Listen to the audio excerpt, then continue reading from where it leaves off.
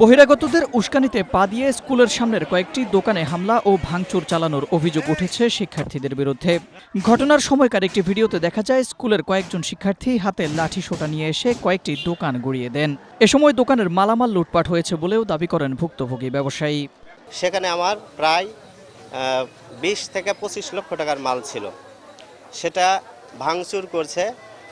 মিলন নেতৃত্ব দিয়েছে মালসিরা বাড়ি, এর সাথে আরও কয়েকজন আছে, আলাউদ্দিন, মিলন, হিমেল, এরা সহ আমার ঘর ভাঙচুর করছে শিক্ষার্থীদের লেলিয়ে।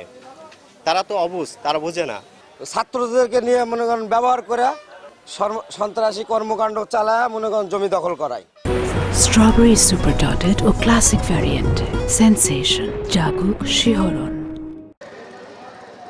স্থানীয় সূত্রে জানা গেছে, নওগাঁ ও রাজশাহী সীমান্তের মান্দা উপজেলার চৌবাড়িয়া বাজারে পৈতৃক সূত্রে প্রাপ্ত 20 শতক জমিতে ব্যবসায়ী বেলাল হোসেন গড়ে তোলেন 3টি টিন শেড দোকানঘর। জমিটি নিয়ে পাশে অবস্থিত মালসিরা উচ্চ বিদ্যালয়ের কর্তৃপক্ষের সঙ্গে আইনি বিরোধ চললেও সর্বশেষ আদালতের রায়ে বেলালের পরিবার ডিক্রি লাভ করে।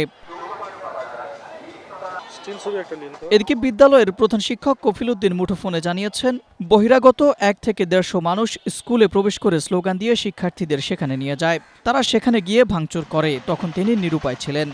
এলাকার কিছু জনসাধারণ মানে মালসিরা, চৌবাড়িয়া, হোসেনপুর, বাঁকাপুরের লোকজন আসে আর কি, যারা স্কুলে হিতাকাঙ্ক্ষী, তারা এসে চরম চাপ আমার উপর আগে প্রয়োগ করে আর কি, যে আপনি কেন এখনো এতক্ষণ ডাকছেন। এটা ব্যাপারে আমি তো বললাম যে আমি তো এটার ব্যাপারে হাইকোর্টে মানে মামলা করেছি আর কি, উচ্চ আদালতে আছে।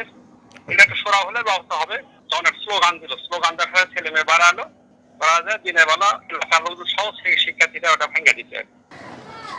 এদিকে মান্দা থানার এএসআই মোহাম্মদ শাহিন বলেন, ঘটনাস্থলে আমরা ছিলাম, দেখতে পাই স্থানীয় কয়েকজন তরুণ মিলন, মোজাম্মেল ও আরও 2-3 জন তাদের নেতৃত্বে এই ঘটনাটি ঘটে।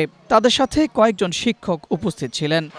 কয়েকটা ছেলে ওখানকার মনে হয় 2-3টা ছেলে, যে মিলন নামে আর মোজাম্মেল, আমি ওদের নাম ওইভাবে জানি না, কিন্তু ওদের নেতৃত্বে কয়েকজন মাস্টারও ছিল। আমি ওইভাবে তো ওনার তানোরের ভিতরে ওইভাবে চিনি না।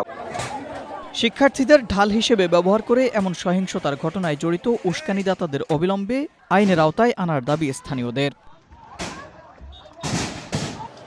Desk report, Asia post.